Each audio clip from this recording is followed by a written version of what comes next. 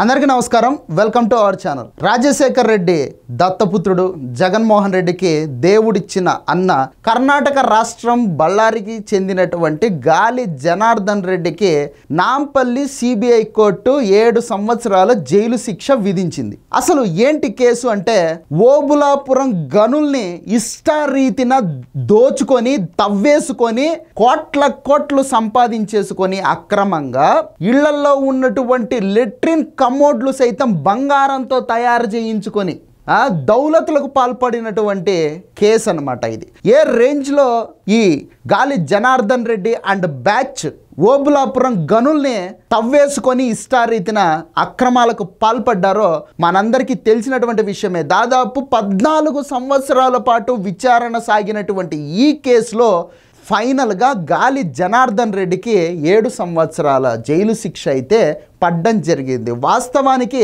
ఇది తక్కువే, కాకపోతే ఇలా దుర్మార్గాలు చేసేటటువంటి వ్యక్తులకు వాళ్ళు ఏ స్థాయిలో ఉన్నప్పటికీ, వాళ్ళ దగ్గర ఎంత డబ్బులు ఉన్నప్పటికీ, వాళ్ళు ఏ రాజకీయ పార్టీలలో ఉన్నప్పటికీ కూడా చట్టం నుంచి తప్పించుకోలేరు అనే తెలియజెప్పింది న్యాయస్థానం అన్నమాట. సో దానికి సంబంధించిందే ఇక్కడ కంప్లీట్గా రావడం జరిగిందనమాట. గాలి జనార్దన్ రెడ్డికి 7 సంవత్సరాల పాటు జైలు శిక్ష విధించింది Nampally CBI court. So Anantapuram జిల్లా ఓబులాపురం అక్రమ మైనింగ్ కేసులో ఫైనల్గా నిందితులకు శిక్ష పడింది. ఈ కేసులో నిందితులైనటువంటి బివి శ్రీనివాస్ రెడ్డి అలాగే గాలి జనార్దన్ రెడ్డి వీళ్ళు A1 A2గా ఉన్నారనమాట ఈ కేసులో. అలాగే గనుల శాఖ మాజీ డైరెక్టర్ విడి రాజగోపాల్, గాలి జనార్దన్ రెడ్డి వ్యక్తిగత సహాయకుడు పిఏ మోఫజ్ అలీ ఖాన్ వీళ్లకు 7 సంవత్సరాల చొప్పున జైలు శిక్ష విధిస్తూ హైదరాబాద్లో ఉన్నటువంటి నాంపల్లి సిబిఐ కోర్టు తీర్పుని ఇవ్వడం జరిగిందనమాట. మనందరికీ తెలుసు, ఈ గాలి జనార్దన్ రెడ్డి రాజశేఖర్ రెడ్డికి దత్తపుత్రుడు లాంటి వాడు అనమాట. సో చాలా సందర్భాల్లో జగన్మోహన్ రెడ్డి గారు ఈ గాలి జనార్దన్ రెడ్డి నాకు దేవుడు ఇచ్చినటువంటి అన్న అని చెప్పేసి కూడా ఆయన చెప్పుకోవడం కూడా జరిగింది. తర్వాత ఈ ఓబులాపురం గనుల కేసు వచ్చిన తర్వాత అదే జగన్మోహన్ రెడ్డి గారు ఈ గాలి జనార్దన్ ఎవరో నాకు తెలియదు, ఆయనతో నాకు ఎటువంటి సంబంధాలు లేవు అని చెప్పేసి మాట మార్చినటువంటి పరిస్థితి కూడా మనందరికీ తెలిసినటువంటి విషయమే. ఇదే గాలి జనార్దన్ రెడ్డి, అదే జగన్మోహన్ రెడ్డి, అలాగే రాజశేఖర్ రెడ్డి వీళ్ళు ముగ్గురు కలిసి బ్రాహ్మణి స్టీల్స్కి శంకుస్థాపన చేసినటువంటి వీడియోలు కూడా యూట్యూబ్లో ఇప్పటికీ దర్శనమిస్తాయి. అయినప్పటికీ కూడా చాలా హానెస్ట్గా ఉండేటటువంటి ఈ జగన్మోహన్ రెడ్డి గారు మాత్రం గాలి జనార్దన్ రెడ్డితో నాకు ఎట్లాంటి సంబంధం లేదు, ఆయన ఎవరో కూడా నాకు తెలియదు, ఆయనతో పరిచయమే లేదు నాకు అని చెప్పేసి బొంకుతూ ఉంటాడు. అది అఫ్ కోర్స్ ఆయన లైఫ్ హిస్టరీ అంతా ఈ అబద్ధాల పుట్ట కాబట్టి ఆయన అలాగే చెప్తానే ఉంటాడు. ఆయన మాటలకు పెద్ద విశ్వసనీయత కూడా ఉండదనుకోండి, అది వేరే విషయం అనమాట. ఇక వీళ్లకు 7 సంవత్సరాలు జైలు శిక్షతో పాటు ఒక్కొక్కరికి 20,000 రూపాయల చొప్పున జరిమానా కూడా విధించింది కోర్టు. ఎప్పుడో 2009లో నమోదైనటువంటి కేసులో అడుగడుగున అడ్డంకులే. ఎందుకంటే కోర్టు కేసులు, డిశ్చార్జ్ పిటిషన్లు, క్వాష్ పిటిషన్లు అంటూ ఈ నిందితులు ఎవరైతే ఉన్నారో వీళ్ళు ఈ విచారణ అనేది సవ్యంగా జరగకుండా ఎంక్వైరీ చేసేటటువంటి దర్యాప్తు సంస్థ సిబిఐకి చుక్కలు చూపించినటువంటి పరిస్థితి అనమాట. ప్రతి దశలో కూడా పిటిషన్లు వేసుకోవడం, ఆ విచారణ జరగకుండా ముందుకు వెళ్లకుండా అడుగడుగున అడ్డుపడ్డం. ఎలాగైతే జగన్మోహన్ రెడ్డి గారు వారానికి 2-3 పిటిషన్లు వేసుకుని తన అక్రమ ఆస్తుల కేసుల్ని విచారణకు రాకుండా అడ్డం పడతా ఉన్నాడో, సేమ్ యాజ్ ఇట్ ఈజ్ అనమాట ఈ గాలి జనార్దన్ రెడ్డి అండ్ బ్యాచ్ కూడా ఈ ఓఎంసీ కేసులో విచారణ కంప్లీట్ అవ్వకుండా, విచారణ పూర్తి చేయకుండా ఆ సిబిఐ అధికారులకు అడ్డంకులు సృష్టిస్తూ వస్తూ ఉన్నారన్నమాట. ఫైనల్గా ఈ కేసులో అయితే మాత్రం నిందితులకి శిక్ష పడింది. ఇక ఇదే ఓఎంసీ కేసులోనే సహనిందితులుగా ఉన్నటువంటి సబితా ఇంద్రారెడ్డి, ప్రస్తుతం ఆవిడ తెలంగాణ రాష్ట్రంలోని బీఆర్ఎస్ పార్టీలో ఉన్నారన్నమాట. ఆవిడ భర్త తొలుత తెలుగుదేశం పార్టీ ఉండేవారు. ఆ తర్వాత ఆయన మరణించిన తర్వాత ఈ సబితా ఇంద్రారెడ్డి గారు కాంగ్రెస్లో చేరడం జరిగింది రాజశేఖర్ రెడ్డి పంచన. ఈ సబితా ఇంద్రారెడ్డి గారు మంత్రిగా ఉండంగానే అక్రమంగా ఈ ఓబులాపురం గనులను గాలి జనార్దన్ రెడ్డికి దోచిపెట్టారు అనేది కంప్లీట్గా అభియోగం అన్నమాట. ఈ సబితా ఇంద్రారెడ్డి గారిని కోర్టు నిర్దోషిగా పరిగణిస్తూ కేసు నుంచి తప్పించడం జరిగింది. ఇక ఈ కేసుకి సంబంధించి తీర్పు వెల్లడించే సమయంలో జడ్జి గారు మీరు ఏమైనా చెప్పుకోవాల్సింది ఉందా అని చెప్పేసి నిందితులను అడిగితే ఈ నిందితులు మేము సాంప్రదాయని శుద్ధ పూసలమండి, మాకేమీ తెలియదండి అని చెప్పబోతా ఉంటే బొంకబోతా ఉంటే కోర్టు జడ్జి గారు మాత్రము మీరు కేసు యొక్క పూర్వపరాలకి వెళ్ళాల్సినటువంటి అవసరం లేదు, మీరు చేసినటువంటి నేరం అనేది రుజువైపోయింది కాబట్టి మీరు ఒకవేళ ఈ తీర్పుని ఏదైనా అప్పీల్ చేసుకోవాలనుకుంటే అక్కడ చెప్పుకోండే కానీ ఇక్కడ ఏం లేదన్నమాట.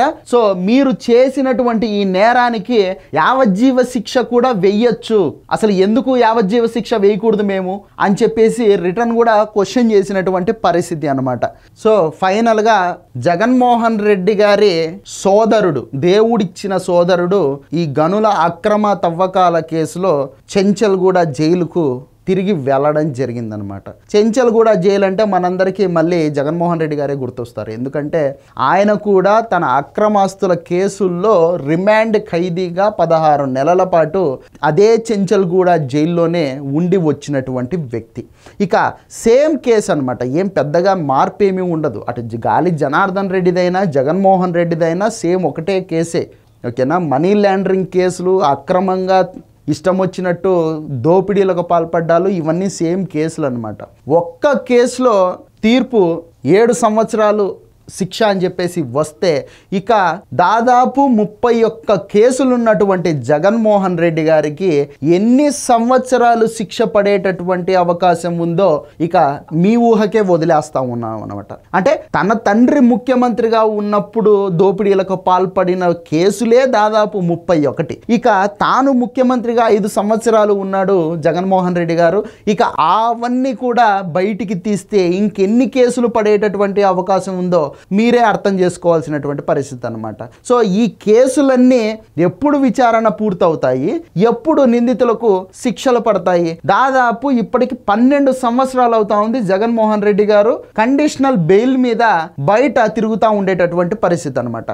ఇన్ని అక్రమాస్తుల కేసుల్లో నిందితుడిగా ఉన్నటువంటి వ్యక్తి కండిషనల్ బెయిల్ మీద బయట ఉంటూ రాజకీయాలు చేస్తూ జనాలను మభ్యపెట్టి 5 సంవత్సరాల పాటు ముఖ్యమంత్రిగా కూడా చేసేశాడు. కానీ ఆ కేసులు మాత్రం ఇప్పటికీ విచారణకు నోచుకోవడం లేదు. అసలు ఇండియన్ న్యాయ వ్యవస్థలో ఈ లోటుపాట్లు లొసుగులు ఏవైతే ఉన్నాయో ఇవి అన్యాయాలు, అక్రమాలు, దోపిడీలకు పాల్పడే వాళ్లకు అవి ఒక అస్త్రాలుగా మారిపోతా ఉన్నాయి. ఈ న్యాయ వ్యవస్థను కొంచెం ప్రక్షాళన చేయాల్సినటువంటి అవసరం ఉంది అని కూడా మేధావులు బహిరంగంగా ఎన్నోసార్లు మాట్లాడుతూ ఉండేటటువంటి పరిస్థితి. లేకపోతే ఈ కేసులు అనేటివి సంవత్సరాలు ఇలా జాప్యం జరుగుతానే ఉంటే ఆ నిందితుల యొక్క లైఫ్ టైం కూడా అయిపోయి ఎక్స్పైర్ కూడా అయిపోయేటటువంటి పరిస్థితి అన్నమాట. సో ఇక ఈ కేసులు ఎప్పటికీ తేలుతాయి?